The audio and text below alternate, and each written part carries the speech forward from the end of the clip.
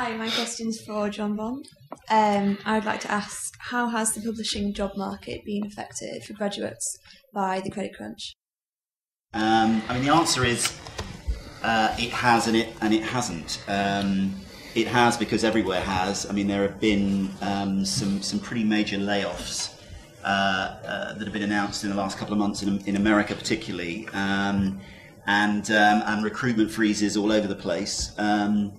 But the reason it hasn't is that the skills that we require to get into our business are changing, and frankly, they're not going to be sort of fulfilled by the likes of old farts like me. They're going to be, whether it's areas like digital marketing or e-commerce, or us targeting communities directly, people who say the word content instead of books. That's the future. So we need those kind of skills. And a lot of the existing people we have who work brilliantly in publishing companies, because on the editorial side they have very long, nurturing relationships with authors. There's a close contact with agents. There's a lot of that side which you can't just pick up from scratch. You build and develop over many years. But that also needs people who do not come out of book publishing. People who have new skills. People who are,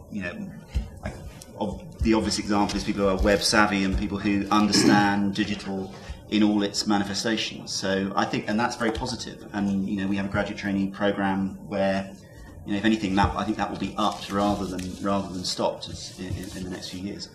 Okay, well, let's just widen the question a bit. How has the credit crunch affected everybody else? Tom? I think outside of the business, it's affected everybody except the BBC, I suspect. BBC being having a nice, solid fund. At least it knows where it's going for the next 3 years, which will be very nice.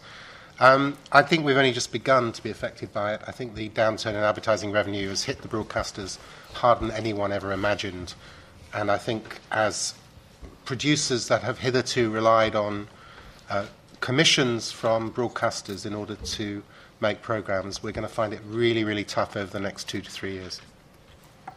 I think it's, just to take issue with Tom, I think it's affected everybody. I don't think the BBC is in a bubble. I think the property sales we'd like to have made to bolster the licence fee, the commercial and international things that we do to put back into programme making has evaporated.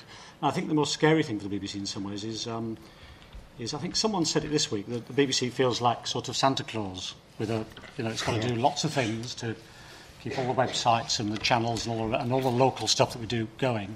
But equally, because of the kind of fall away of the commercial sector in many ways, the pressures on the BBC to find the money, to do lots of creative and expensive things with other partners that were hitherto kind of unplanned and unbudgeted, they're kind of quite complex right now. So I think we're all in this together. I think it just increases the pressure on us all to think about kind of smart ways to get through the next few years, because the whole industry is changing in front of our eyes. But I think just looking at the people in this room, the people who are going to survive it and adapt and change with it, of course, are people who have not known any different. You're coming into a media scene which will unfold with your careers. The tricky thing, in a funny way, for some of us who've been doing this for a few years is we've been working to one model, and this model is being torn down, and a new one is being created. And I'm doing this thing over in Salford. I'm trying to set up this whole new thing in the north, and I'm thinking to myself, how do you put something together which will weather the next 5 or 10 years? Because the model that I've previously been used to, that we've all worked to, is changing fundamentally. And that's kind of quite a challenge. Someone described what's happening to me as the perfect storm. What's happening in the media marketplace, that on one hand you've got structural change because of the internet and online, which was having a profound effect on a lot of media businesses. On the other hand, you've got a recession and the combination that they've hit in the middle. Has that affected you? You're in the ad sales business. Yeah. Well, I'm in the creative side of advertising, but WPP as a whole is involved in every aspect of advertising, and there's no doubt that it's affected us. But I often think of advertising as a sort of barometer of what's going on, and an early indicator. So okay, at the moment things are down. We've got hiring freezes. Every major advertising group's got blanket hiring freezes across their companies. But we'll be the first ones to come out of it. So if you guys are, on your way to graduating, then hopefully, you'll be coming out into a better place. And there's a lot to be taken from that. We will come out earlier than a lot of other industries. Yeah, I'd like to say something.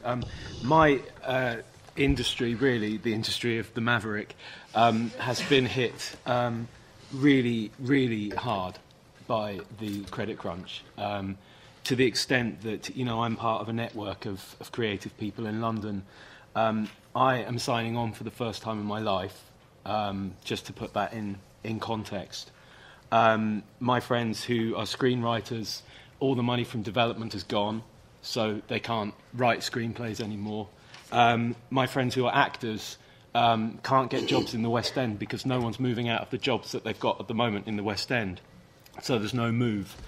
And I think and also corporate stuff, which is all creative people's backup, they're not hiring people like us anymore. So a lot of my friends are now builders, decorators, signing on.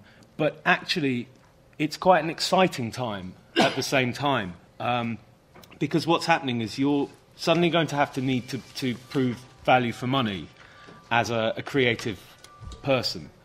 And what I'm seeing around me is lots of burgeoning theatre pieces, for example, where no one's getting paid. That's the bottom line. Don't expect to be paid at the moment.